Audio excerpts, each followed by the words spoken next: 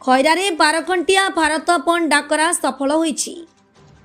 12/2/2024 तारीख गुरुवार 7 घटिका समय खैरा ब्लॉक ऑफिस सम्मुखें भारतपण डाकरा पई विभिन्न संगठन जोग देथिले। एथिरे सीपीआईएम, सीपीएम, पाचिका सहायक संघ, विभिन्न ट्रेड यूनियन संस्था आदि अंश ग्रहण करथिले। खैरा, कुपारी, गांडीपेट आदि बजार मानकरे दुकान, बजार, बैंक, ऑफिस, स्कूल, कॉलेज आदि बंद रहिथिला। अत्यावश्यक सामग्री, मेडिकल, औषध दुकान खोला थिला। समस्त कर्मी एकत्रित होई माइक माध्यम स्लोगान माध्यम बजार परिक्रमा करी शेषरे ब्लॉक ऑफिस सम्मुखें एक सभार आयोजन करा जायथिला। उक्त कार्य जगतानंद महापात्र, संतोष कुमार विशाल, जन्मंजय शतपथी और अनेक नेतृवृंद और संयुक्ता सिंह तथा अनेक पाचिका सहायिका अंशग्रहण करी सरकार का विभिन्न जनमारण नीति विरोध करी सतर्क करने सहित कड़ा समालोचना करथिले। खैरारू अनादि चरण नायक रिपोर्ट, उत्कल 24 न्यूज। तारी विरुद्ध आंदोलन चली आंदोलन फलाफल कौन हम से कथा पर कथा, किंतु वर्तमान समय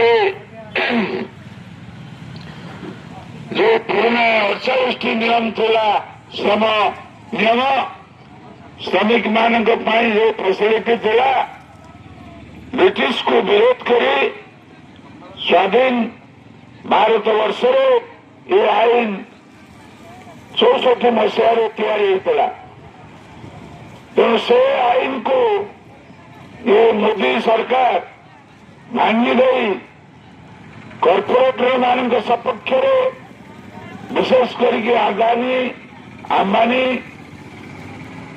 वेदांत, अग्रवाला अन्य समस्त सपक्ष ये आईन को तैयारी करने ये सरकार जाऊँ।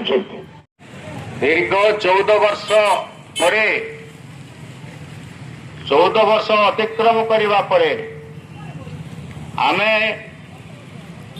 जो भली भाव स्वाधीनता संग्राम लड़ाई करथिले आमर पूर्वज माने आम मानू सही रास्ता रे जीवा को पड़िबो। आमर हक बा आमर दाबी को पूरण न करबा पर्यंत आमर ये आंदोलन चालू रहिबो। तो बंधुगण आज छात्र श्रमिक काम करने काम पाऊनी बड़ा दुखर कथा। मनरेगा महात्मा गांधी कर्मनियुक्ति योजना था शेष ताकू भी उठे देगी कौन कले श्रीराम जी योजना कले। अरे तुम राम नाम जो भंडारी चल आज भारत वर्ष स्वाधीनता आसला, धर्म निरपेक्ष स्वाधीनता आसला, गोष्ठी निरपेक्ष आम स्वाधीनतार लक्ष्य था। दीर्घ उपनिवेशवाद मुक्ति पाई 27 देश नेतृत्व भारत नौला। तुम बर्तमान गोष्ठी सपक्षवादी भेंजुआल गोटे गणतांत्रिक सरकार एवं गोटे से देशर जनप्रिय नेता राष्ट्रपति एवं पत्नी को राति अधार सर्जिकल स्ट्राइक कर उठे तुम कारागार रखीच कंस ठार कौ मन तुम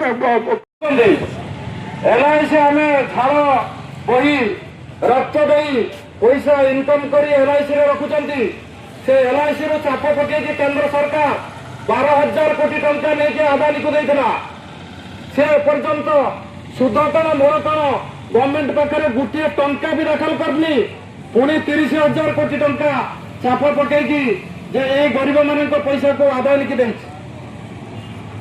जो शेष जहाँ जना पड़ी जो एलआईसी पैसा भी आम पड़ो आम जो भविष्य को लक्ष्य रखिकी कार कौन हम जब पैसा पाइबे गरीब लोक जे स्वच्छल अवस्था को आसवे आई परिस्थिति जे केंद्र सरकार मोदी सरकार जे लोक खटिकी उपलब्धि होना जो गाँ को कम माँ को सम्मान आज से माँ को सम्मानता हजि जाइए। आज आम ये राजरास्त କାହିଁକି ଆମେ ରାଜରାସ୍ତାକୁ ଆସିବୁ?